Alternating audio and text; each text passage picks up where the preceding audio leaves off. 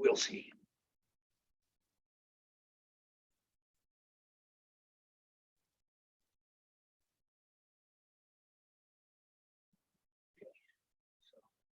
Click on got it. Click on it. Got it.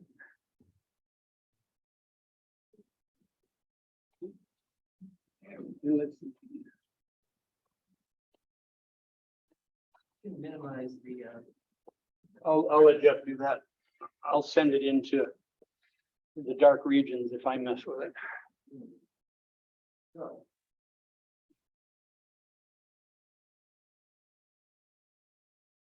Promise there's no good way to minimize this. right there, the little, yeah.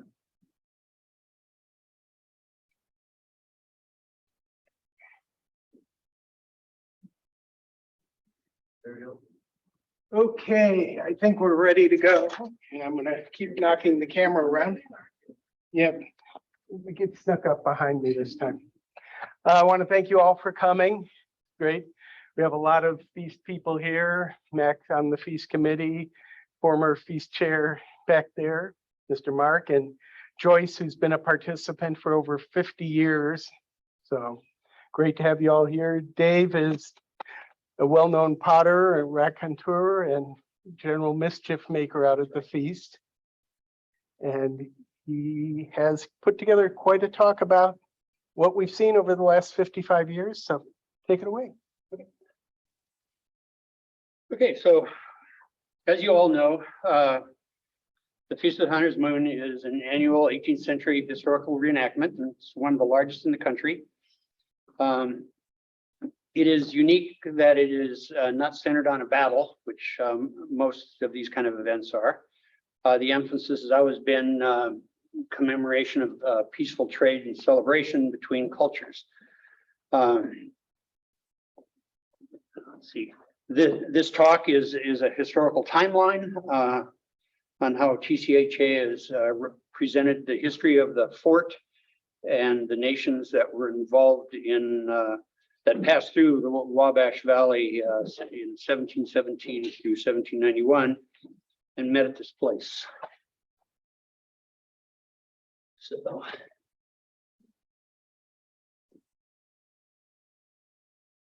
okay, to understand the feast and how TCHA presents the information about the about the fort, you have to go all the way back to 1929. In March of that year, TCHA, along with the city of Lafayette, hosted a French delegation of war heroes, and TCHA put on, I'm not even gonna try to pronounce it, but anyway, TCHA put on a pageant, what was thought then to be the Fort Ouiatenon site. Is now, as we all know, the Fort Ouiatenon Park. Okay, the Daughters of American Revolution Monument as the scene of the exercises, the Boy Scouts performed Indian dances. A professor at Purdue gave a paper on the history of Ouiatenon, and the characters portrayed French traders, peasants, priests, and members of the Red Men and Pocahontas lodges portrayed Native Americans. This is the first known reenactment that took place at Fort Ouiatenon site, Fort Ouiatenon Park, I should say.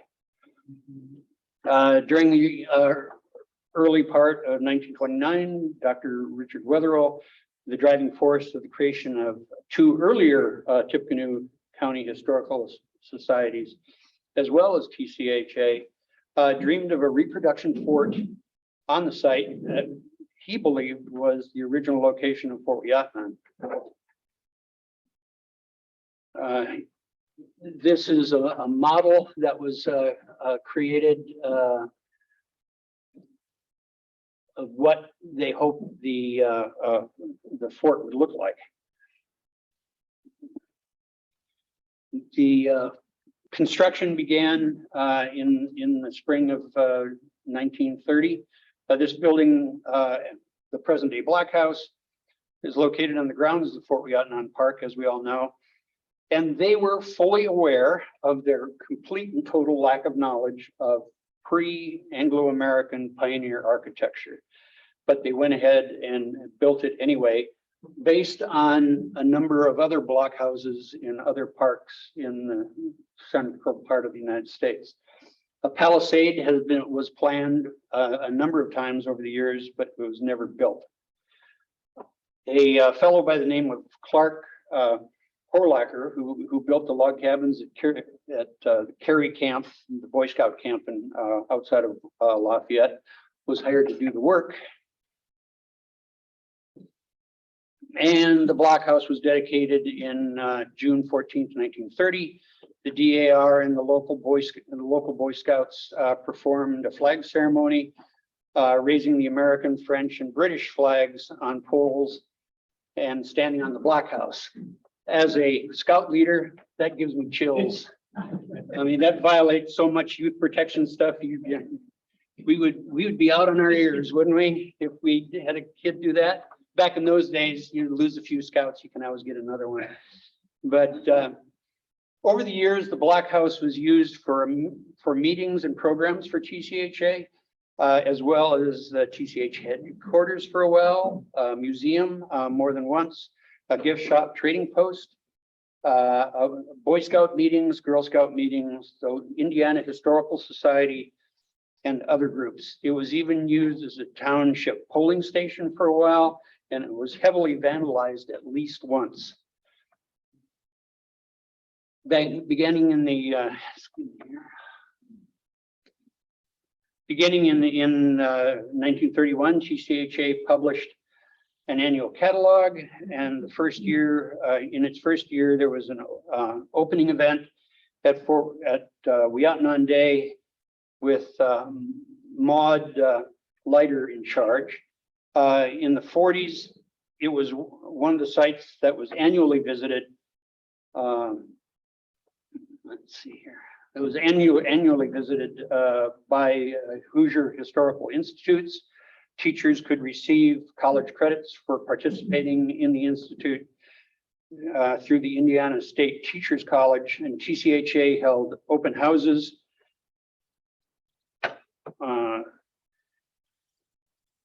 at various times over the years, and also gave programs out there on that particular on things related to Fort Weohtaneh.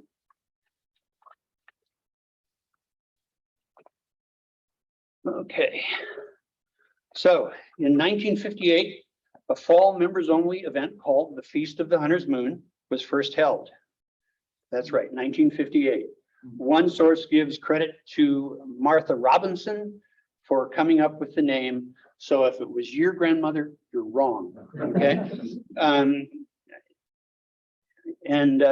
This is the annual program, or the invitation here. It says Feast of the Hunter's Moon, October 23rd, 1958, 6 p.m., Fort Weohtaneh, Blockhouse Cookout, folk music and stories of Weohtaneh. Mrs. Raymond M. Robinson, chairman. The cost of the ticket were 5 beaver skins, otherwise known as $1. A regular feature of these events was the reading of a hair-raising fictional tale entitled The Eve of the Crazy Moon, which we actually have a copy of in the archives, written by a Purdue student. And Lydia Heim provided the music, and Boy Scouts demonstrated Native American dances. Okay, in 1967, for a decade, this event, the Feast of the Hunter's Moon, consisted of a 5 p.m. Dinner and then program on a Thursday. It remained a one evening event late in October with the cost of 5 beaver skins, including 1967. Lydia Heim again continued to entertain the audiences with a song Voyageur, and Mrs. E. A. Hopkins read an imaginative story about the fort entitled Father's John's Bell. It was advertised as a public event not just restricted to TCHA members. So in 1967 was the first public feast. Okay, so we are now in 1968. The first weekend feast was held in 1968. That the year that most feasters look upon as the beginning of the tradition. On Saturday, October 12th, from 10 a.m. to 9 a.m. or 9 p.m., TCHA co-sponsored the event with the Rossville Junior High History Club, led by history teacher and TCHA board member William Baugh. The day featured Native American dances, French folk songs, firing of muskets. There was a flea market and with a dozen booths, vendors selling fall products of pumpkins and Purdue apple cider, flintlock demonstrations, again, historical displays, historical tours, and believe it or not, a George Wallace presidential campaign table. Members of the Indiana University Archaeological Crew, led by James A. Keller,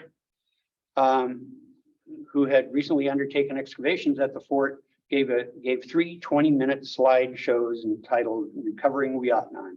Crafts demonstrated included candle making, ink making, spinning, carding, weaving, etc.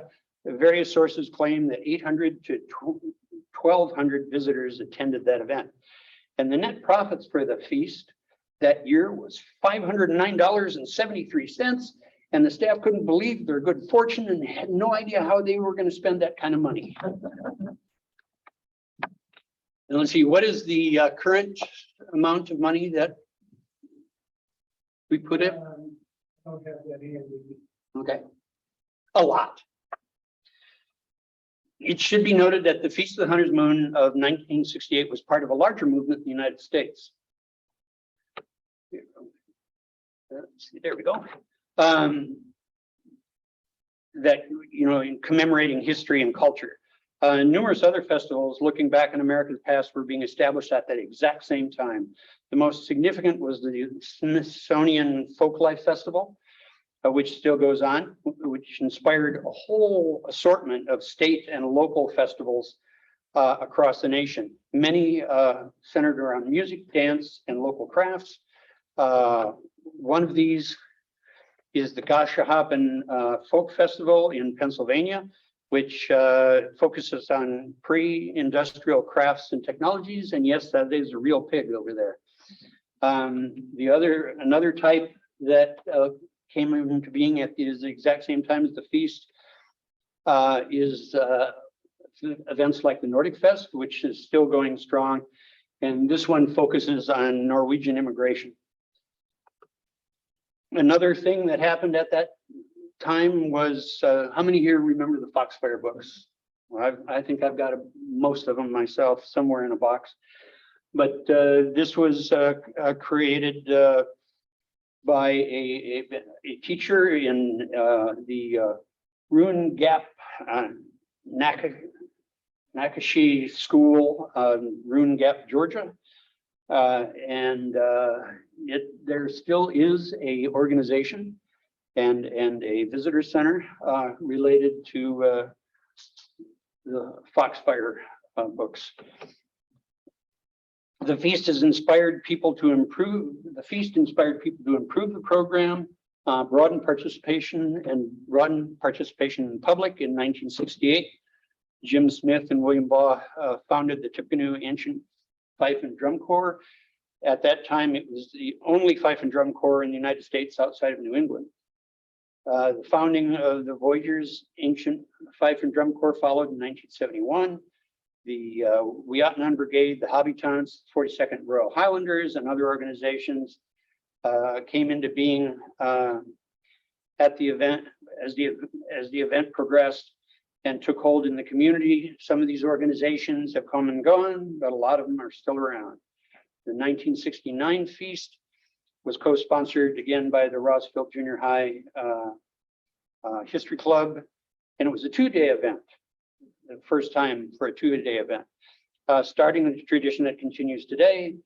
And the Dulcimer Society, not the Dulcimer Gathering, held its annual gathering jointly for a number of those early years. Saturday's event that year involved dancing to French songs with periodic firing of old guns. The evening festivities included dances by the Kunish Indian dancers, a Boy Scout Order the Arrow group, and the Tecumseh Lodge, an adult fraternal organization.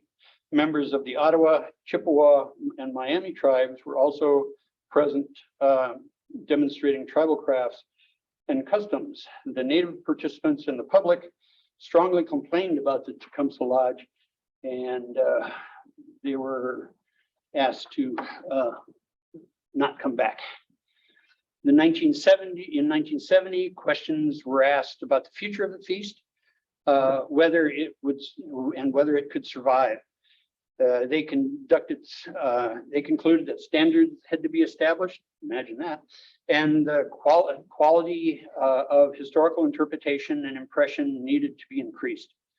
So the TCHA director, William Baugh, traveled to other festivals and consulted with participants there in order to improve the feast. A big decision for TCHA staff in 1971 was to determine whether 3 portable toilets would be enough. At this feast, church services appeared at the first time in the Roman Catholic folk mass, featured the Joyful Noise and Father Bouquet, and the folk church services, Protestant church services, were held by the Mountain Dulcimer Society with a Reverend Wick. 1971 featured the presence of Voyager canoes, a now iconic feature of that event.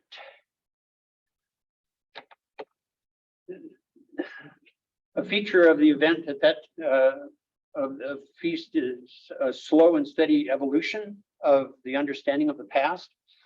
During the early years of the feast, as many as 60 teepees and not so authentic clothing styles were present. It looked more like a 50s Hollywood version of the 19th century Western fur trade rendezvous west of the Mississippi in many respects. Prairie dresses, leather hippie hats, more appropriate for Woodstock, fringe buckskin were present in those days. The TCHA's mission is both to preserve the past and educate the public. To do so, the organization had to educate itself. On more than one occasion, and changes had to be made to continue the feast in a proper manner. Certain types of clothing, tents, weapons, goods had to be disallowed over the years as understanding of the period became clearer to the staff. This continues today. In 1971, period and regional clothing became more prominent. A desire on the part of TCHA to improve authenticity at these events came with the publication of a booklet on women's clothing.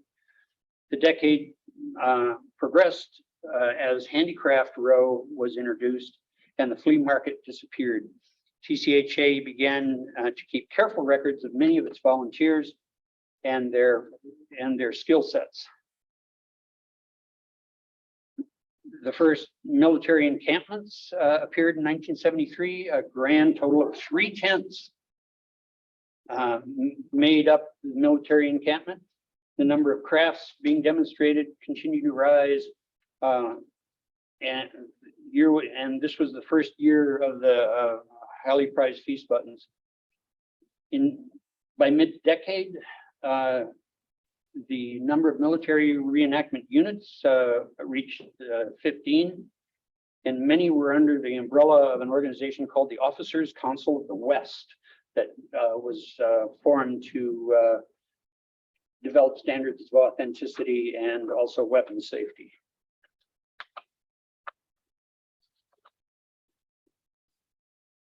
As the decade wore on, the footprint of the feast grounds expanded. It first occupied the grounds right around the blockhouse. Then the east side of the park and then across the driveway and continuing marching westward. Today, the grounds minus the parking lot are 39 acres and is from the east gate to the west gate is the length of about 5 football fields. In 1975, the feast was designated as an official bicentennial event. Unfortunately, the weather was awful and Friday participants were endured bone-chilling winds. Saturday and Sunday were both cold and rainy. And despite the weather, it was a year of continued expansion. 3,000 costume participants were on record. The French and the British consul out of Chicago were supposed to be there. One was stopped by a heavy storm, in the Chicago area. Surprise, surprise. And the other one, their car was destroyed by students from Democratic Society. So in 1975, the 42nd Royal Highlanders of Lafayette was formed by Thomas J. Griffin that year for men interested in Scottish history and culture and portraying a unit of the American Revolution. A non-military unit that came that year was the Elgin Brigade of Voyagers, which was a Boy Scout unit out of Elgin, Illinois. New musical groups appeared that year. The Tecumseh Fiddlers, Colonial Fife and Drum Corps out of Alton, Illinois, and for the first time, the 4th Colonial Artillery Band of Music out of Milwaukee. This is what the feast grounds looked like in 1976. You'll notice the teepees are still there in fair number. In 1977, the feast demonstrated that the event was getting national attention. Merchants and musicians and craftspeople. Reenactors came from Arizona, Colorado, Florida, Illinois, Indiana, Iowa, Kentucky, and Michigan, Ohio, Tennessee, Texas, and Wisconsin. About 40,000 people passed through the gates. 2 years later, there were 35 food booths and 150 musicians, 50 dancers, 280 members of military units, 40 booth traders, 75 traditional craftsmen, and 100 blanket traders. By the end of the decade, 50,000 people were passing through the gates on a regular basis. In the 1980s, as the 1980s began, the feast had over 50 craft booths. In addition to making the costuming more appropriate for the period, TCHA made an effort to improve the feast goers' experience by focusing on craft demonstrations specific to the 18th century French and Native Americans. A number of participants, reenactors, and musicians, craftspeople, vendors, and food booth staff was now approaching 5,000. Mass band in 1980, music was an essential element of the event, and it was the first time mass bands got together. And the Four Brides appeared that year. Children's trade blankets were introduced in 1981. And in 1982, the Native American Woodland Camp was established. In 1982 feast, a new book on French colonial dress was introduced by TCHA to help participants improve their impression. And these are 3. This is actually a update of that one, but TCH over the years produced 3 to help all us reenactors in their clothing. Periodically, groups come to the feast that liven things up a bit. In 1983, 47 Canadian Boy Scouts and historical interpreters from Fort William and Thunder Bay, Ontario, joined the festivities. And the Scouts were members of the first Niebling Voyageur Brigade. And at least in 2015, 16, that organization was still around, but I have not been able to find them on the web lately. Okay, in 1985, more than 60 traditional crafts were being demonstrated and 47 food booths were available for hungry feasters. In the following year, many new acts were added to the entertainment schedule, including Madame Cadillac's dancers and musicians from Detroit. And Sultry, who performed traditional French Canadian folk songs. In 87, 69 traditional crafts were being demonstrated. 50 different food booths were made available at that time, including the Purdue Food Science, who were doing applesauce, Brunswick stew by West Lafayette Assembly number 44, International Order of the Rainbow of for Girls, crepes by the Northwest Labor Council, pork chops by the Federated Round Table of Mulberry, beef jerky by the Sagamore Lions Club, and smelt by the Boy Scout Troop 313, which is still doing that. Performers that year included the Marion Barber Puppets, Full Moon Folk Band, Great River Fife and Drums, the Pendragon Puppets, and Strolling Singers. The museum on the second floor of the Black House at that time remained a very popular attraction. And according to the fire safety at the time, you could have 37 people, 35 people in the second story of the Black House, which I can't, that'd be shoulder to shoulder. I'm not exactly sure how they got away with that. So, military in the late 80s, the military was still going strong. In the 90s, numbers of participants and people who came through the gate continued to climb. 10 buses were now being used to ferry feast goers from the Lafayette area. Because of those numbers, the grounds were expanded in 1990 to 24 acres. Making sure that the children are both entertained and educated, several 1990 booths were aimed at children. A long tradition of candle dipping continued. The Pendragon Puppet Theater, pottery making, children's gifts at the Black House Trading Post, children's trade blanket and a costume try-on, as well as a story tent were available. One of the many unsung heroes at the feast that gets little publicity at all was the hospitality committee, which I think still exists in some form or other.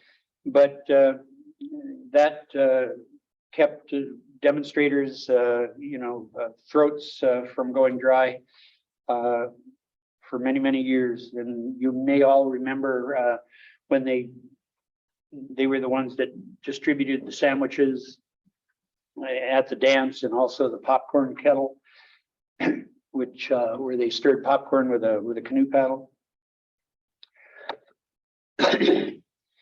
In 1992, the millionth feaster came through the gates on Saturday, and over the years, some of the groups who came to the feast over and over, and let's see. For example, in 1992, the Wiatnan Brigade, the Kankakee Alliance, the Southwest Brigade paddled 125 miles over the course of a week, trying to understand the life of a voyager. In 1995, the TCHA decided to expand the feast grounds by 5 acres on the western side of the grounds.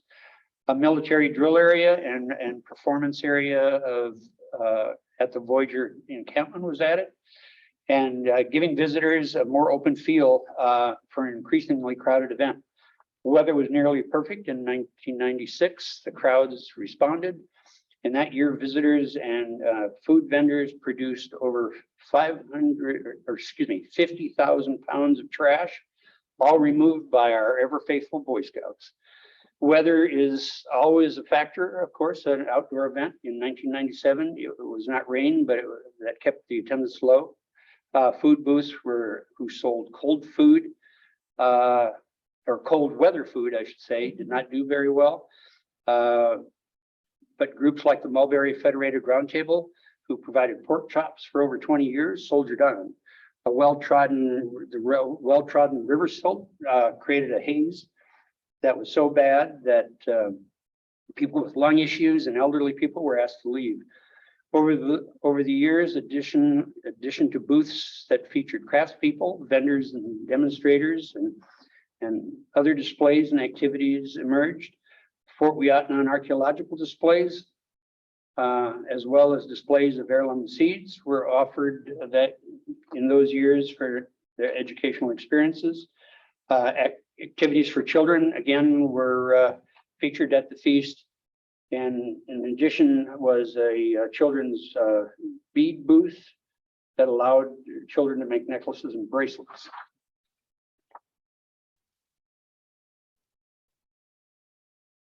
Go. 5 more acres were added again in 1998, and in response to requests from visitors, a military drill area and performance space helped ease the congestion. To further the educational mission, the feast began offering school days prior to the weekend event. On Friday, 4th graders came to learn about 18th century life in Indiana. And it was the second year TCHA added an extra day to the feast solely for students to study Indiana history during 4th grade. The students moved from station to station, learning about food, music, Native American life, weapons, tools, and clothing, etc. Rain was a factor in 1999. On Saturday, it only rained for 15 minutes. On Sunday, it was an all-day event. It did not dampen the enthusiasm who came from afar. For those who came from afar, an estimated attendance of 60,000 went through the gates that year despite the rain. A battle scenario was introduced that year, which took place. Demonstrations gave military reenactors to demonstrate their period tactics and burn some powder, much to the delight of the crowd. David Edwards, co-chair of the feast, developed a new feature in 2000, and a 4th day was added. This was a Thursday special Kids Day, and this tradition continues. About 475 special needs students toured the grounds. Experiencing the same sights, smells, and sounds that the 4th graders did on Friday. For example, the vision impaired children could spend quality time handling items like pottery at the La Compagnie de Beaux-Arts site. And students in wheelchairs did not have to worry about fighting the crowds to enjoy watching the Fort Wiyatnon blacksmiths up close and personal. TRW Commercial Steering Division of Lafayette and Tree of Hope of Carmel sponsored these events at the time. The reputation of the feast continued to bring new vendors that year. Steve and Katie Freed of the Trunk Shop came all the way from Crawfords, Colorado, and offering period reproduction trunks. The variety of foods continued to draw people to the feast. The Lafayette Junior Women's Club, for example, sold buffalo burgers for the first time, for the 28th year during the 2000 feast.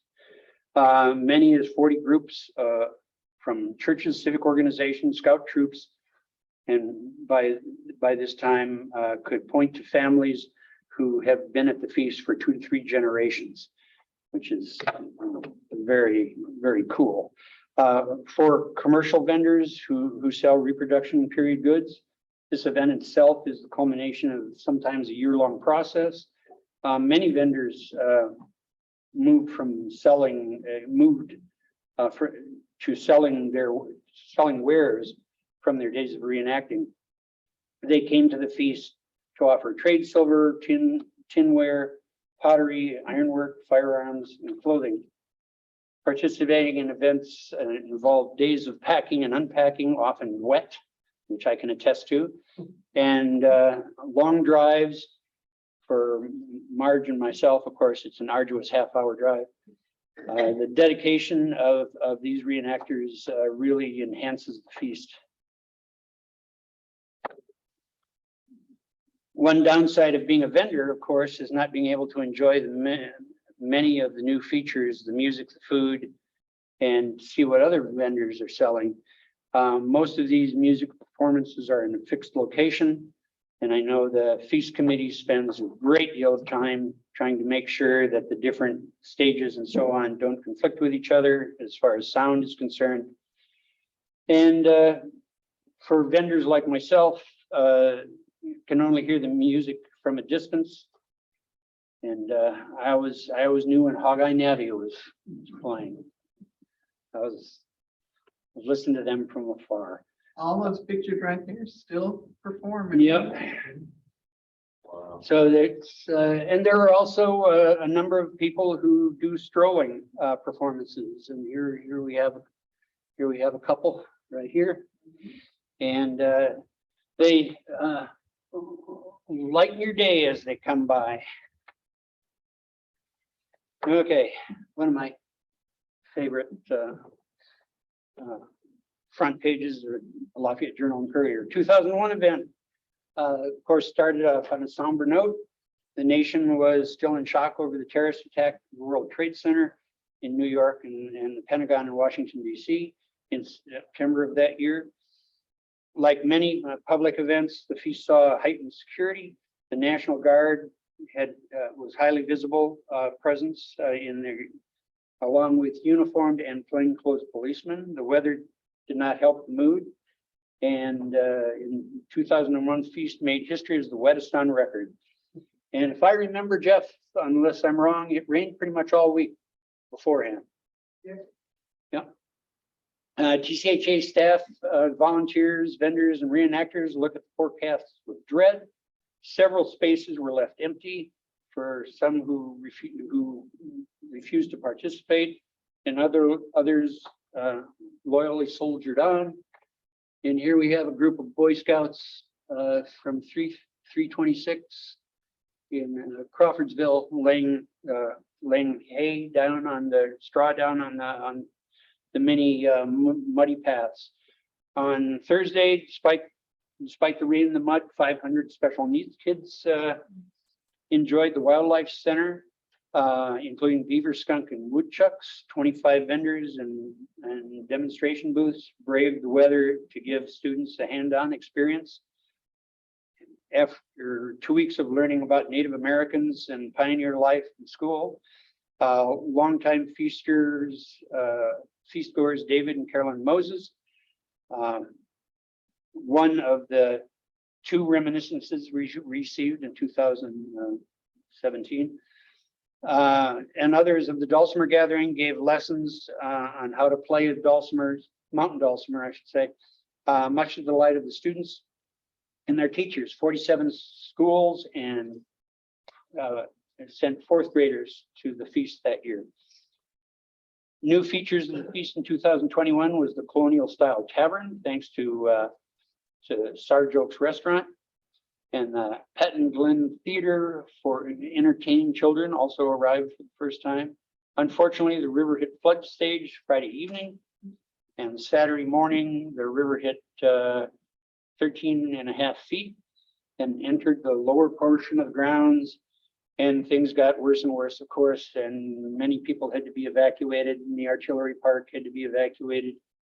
And there's all kinds of really interesting stories that TCHA would love to hear about moving of vehicles and campers and artillery pieces, et cetera, that year. I know there's some stories out there that I would love to get to add to the chapter, but again, they're more myth now than anything else. The Lafayette Journal and Courier gave the 2000 feast the name Feast of the Hunter's Muck. No one could dispute that assessment. Still, many diehard feasters took it in stride. It is an outdoor event after all. Kids along the road by the bread oven used the hill as a slip and slide, and some adults stayed all day in the tavern. The Boy Scouts and others spread straw in the heavily tracked areas. And despite the conditions, some vendors actually reported sales better than 2000, the year before. Hurricane Lily was on the minds of everybody. As the feast weekend approached in 2002, the track of the storm pointed directly at the feast. Although it was deadly in the Caribbean, it weakened in the Gulf Coast and dissipated by the time it reached Tennessee. The newly restored Black House and the museum was open to the public for the first time in years. And the tavern at the event was now under new management, the Lafayette Brewing Company, featuring 18th century home brewing demonstrations. They continue to carry on this adult feature at the event, which is included after hours music by Hog Eye Navy and feast goers favorite and other groups. The food booths always were a hit. Boy Scouts of 337 out of Rossville offered fry bread, and for the 32nd year in a row, Boy Scouts of 313 offered fried catfish smelt and buffalo chips. The Rossville FFA offered grilled pork chops. Their booth can easily go through at that time a half to 2 tons of chops over the course of a weekend. The Central Catholic High School could make as many as 5,000 apple dumplings at that time. 2002 was another banner year for the 4th graders, and volunteers such as Kathy Grafton of Pontiac, Illinois, a quilter and embroiderer, was at that time a 32-year veteran of the feast, demonstrating her craft. From the early days, dancers have been an attraction at the feast. In 2002, the feast saw the return of the Heritage Music and Dance Society of Milwaukee, who demonstrated French colonial dancing. Russell Smith and dancers presented the Iroquois Confederacy of 6 Nations, as they had done for over 10 years. The lacrosse demonstrations performed by the Green family of Niagara Falls, New York, who are a descendant of the Tuscarora tribe, fascinated spectators.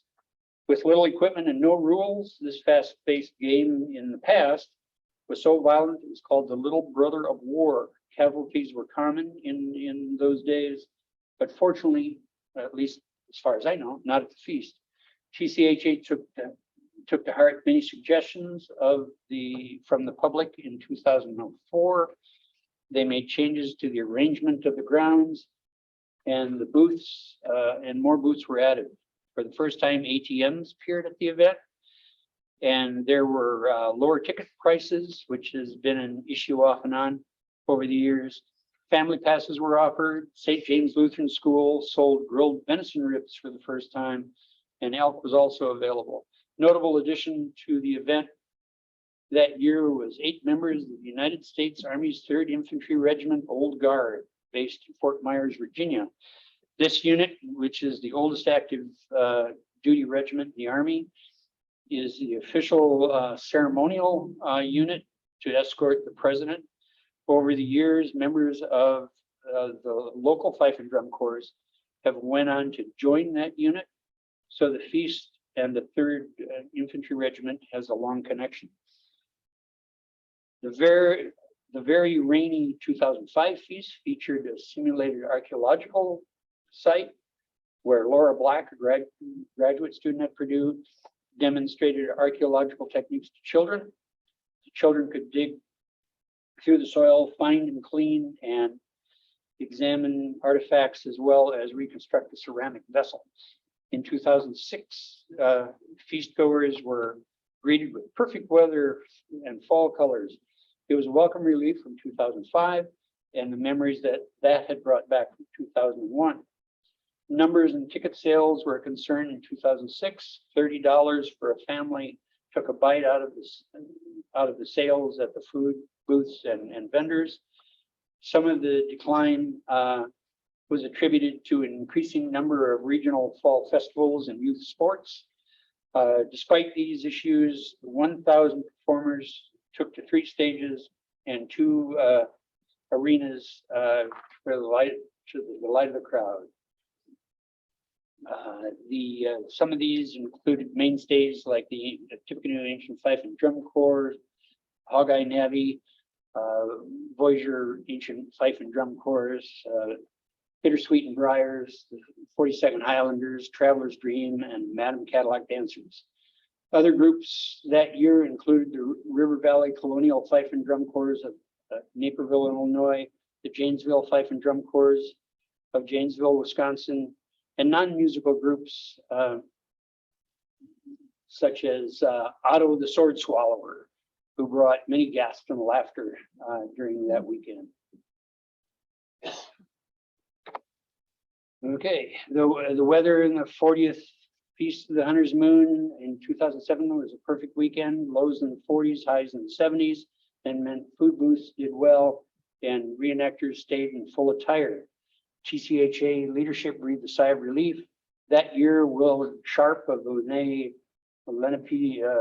or Delaware tribe and his wife educated visitors in their home at the Living History Village and talked about the culture of the Delawares.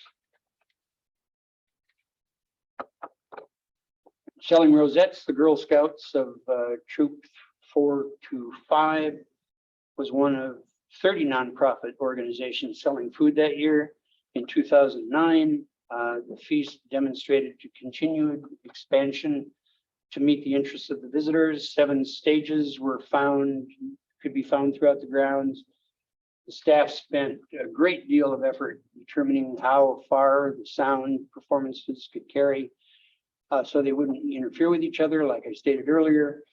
This was now the 4th straight year where there was no rain on either Saturday or Sunday, and people got lazy. There was no burn ordinance in 2010, but the feast was granted an exception.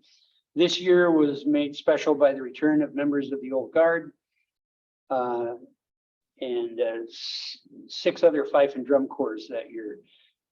That year also, there were 175 vendors, demonstrators, and craftspeople, including sheep herding with border collies. In 2012, there were 37 food booths. The Lafayette Church of the Brethren sold parched corn. The Boy Scouts of 303 sold smelt, or 313 again sold smelt and catfish. The Weatnan Bakers sold bread samples, and the Rossville FFA sold pork chops. The Youth Services Bureau of Wabash County sold turkey noodle soup, and the Sagamore Audubon Society sold turkey legs.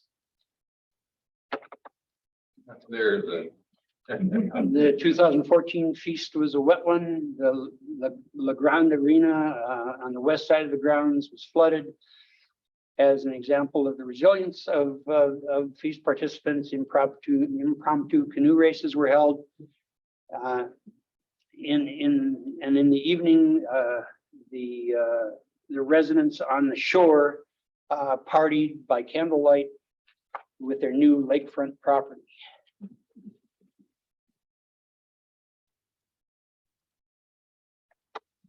$186 groups participated in the 2015 feast, including 57 craft demonstrators by groups or individuals, including potters, blacksmiths, chair caners, coopers, gunsmiths, lace makers, natural dyers, period painters using period materials, rope makers, spinners, tinsmiths, and wooden bowl carvers. 33 musical groups, Native American cultural programs, storytellers, dance demonstrations, and other groups entertained the crowd. Highly anticipated 50th anniversary feast in 2017 was magical. Many of the people who had not attended for years came. Many others visited for the first time. The fall weather was exceptional. Some 56,000 people attended. The Consul General of France in Chicago was the special guest. The food booths and many other vendors saw record sales. It was a time of remembrance of feasts gone by, and many of the original and early feasters who had passed on were remembered. Some of the old feasters announced their retirement from the feast that year, and some, it was just talk, fortunately. The Feast of the Hunter's Moon is like Brigadoon. It appears every year with generations of families who have come, some for 50 years. Old friends who see each other once a year, get reacquainted. At times, gatherings are held to mourn the death of old comrades who passed in the intervening months. Several weddings have taken place over the years. Genuine neighborhoods have developed. Groups gather for their annual dinners.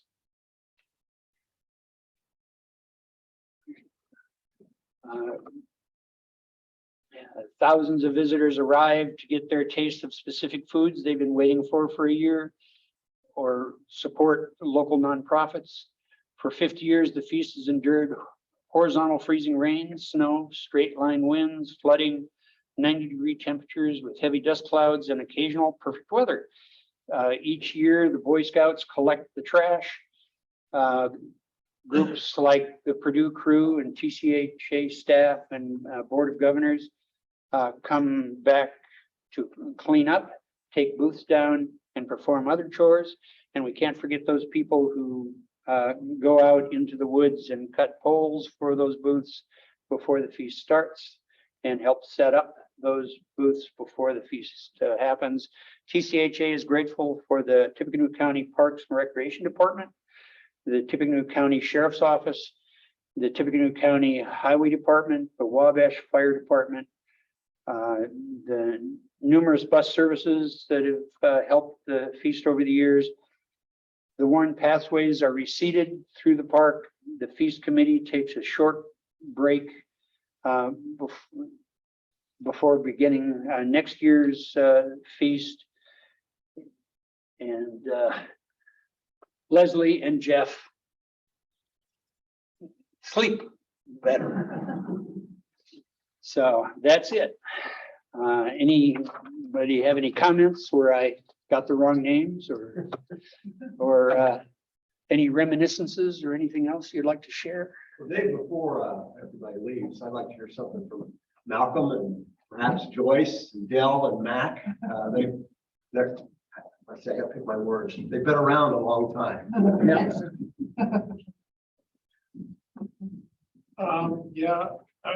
I was telling David when we got started, my first year was the 76. And over the years, we've camped all over the place in the grounds. And we're just so busy, you know, from when we leave camp at 9:30 in the morning and we do the color ceremony, and then we do the canoe landing, and then we take a little bit of break for lunch, and then we do a performance, then we take a little break, and then mass bands, and then we take a little break, and then we get to evening colors, and it is just go go go, and I wouldn't have it any other way, really. It's the crowds have been wonderful over the years, and you know, you pretty much captured the weather. We just have to live with it. It's what it is.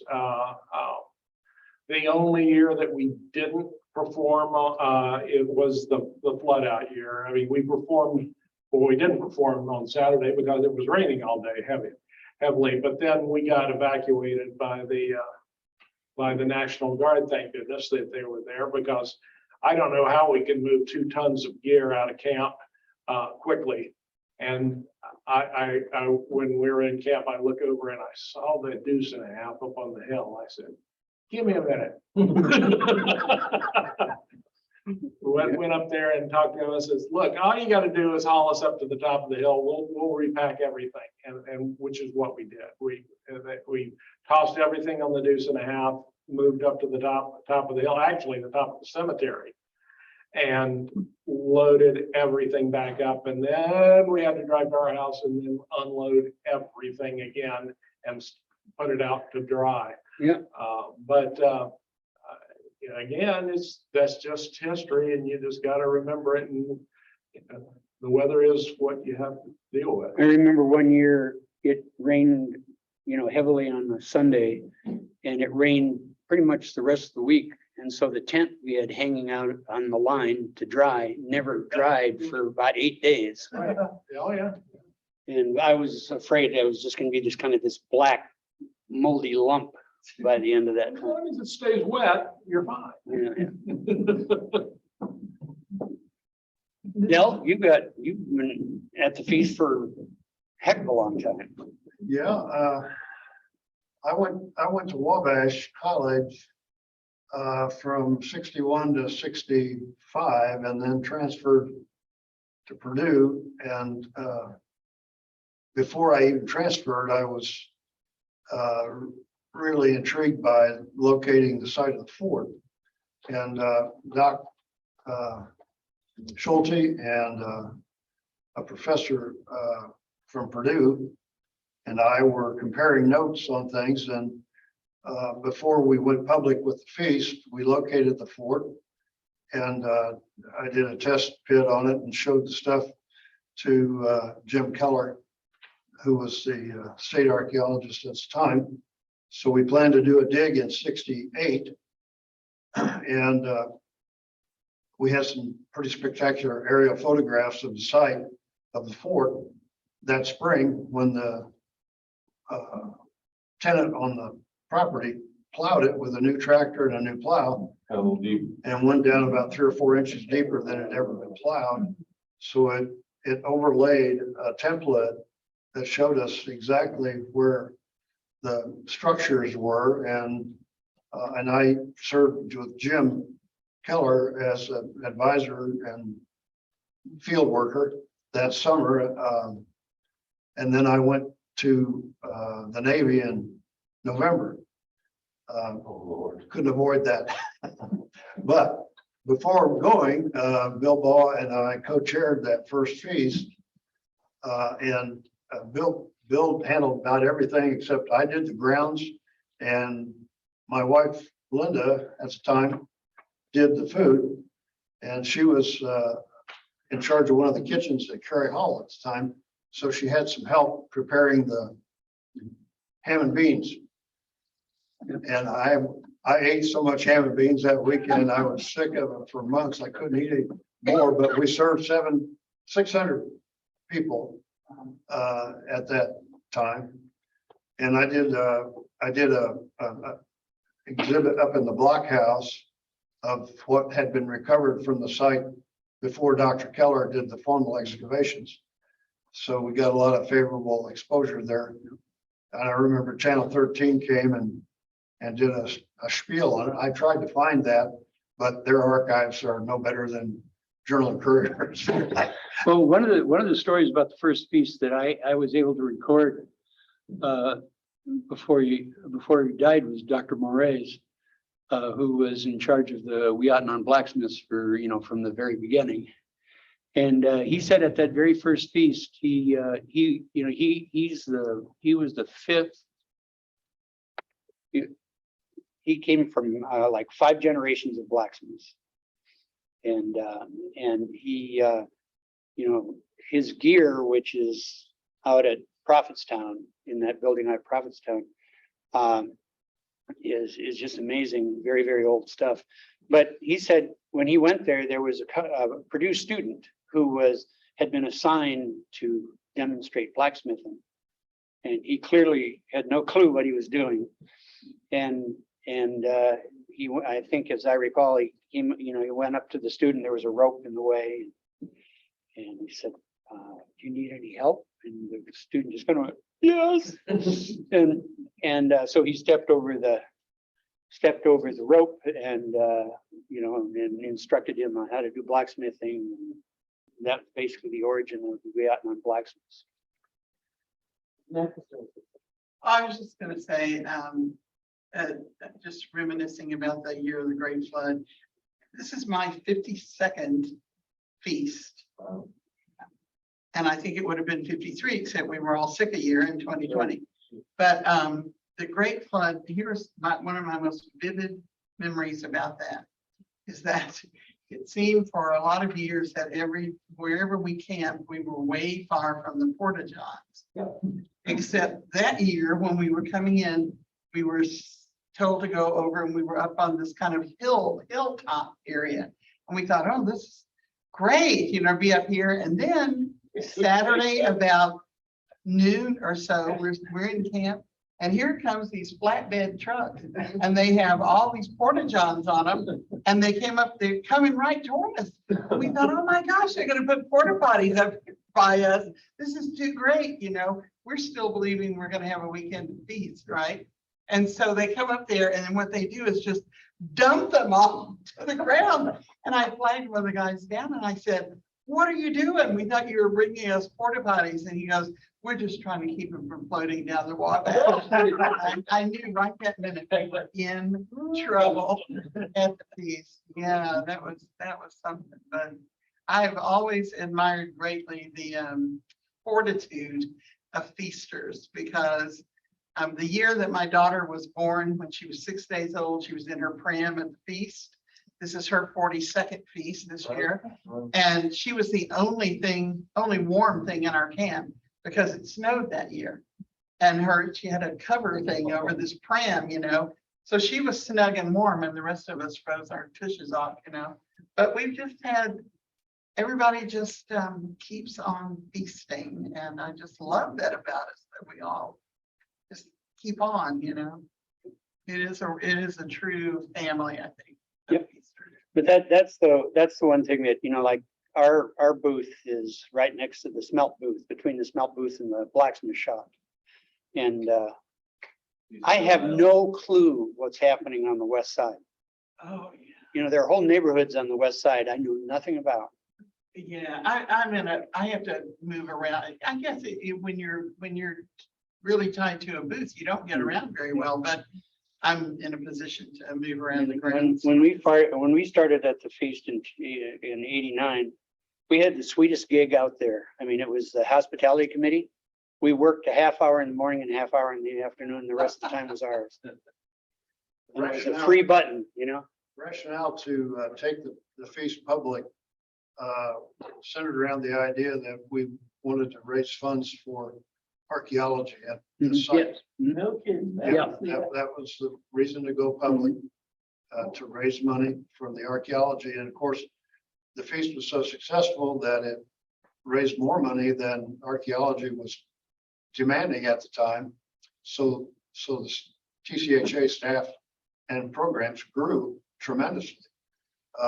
My recollection is in 1995, the crowd estimate was 75,000, which was probably the high point. Yeah, that's great. But everyone should know that archaeology at the fort is still alive and well. Hey. We need to wrap this up. Unfortunately, we're running long, and I know some people have to be elsewhere, so I appreciate you all coming, and really appreciate it. We did record it. It should be online in 20 days. How about their weed, but their. I get them. They first went down there in the. And just, I can't speak a whole lot about it, but there is a book in the works. So Excellent. this chapter here will be much expanded. Wonderful. Oh, that wedding shot, marked 81 was 80.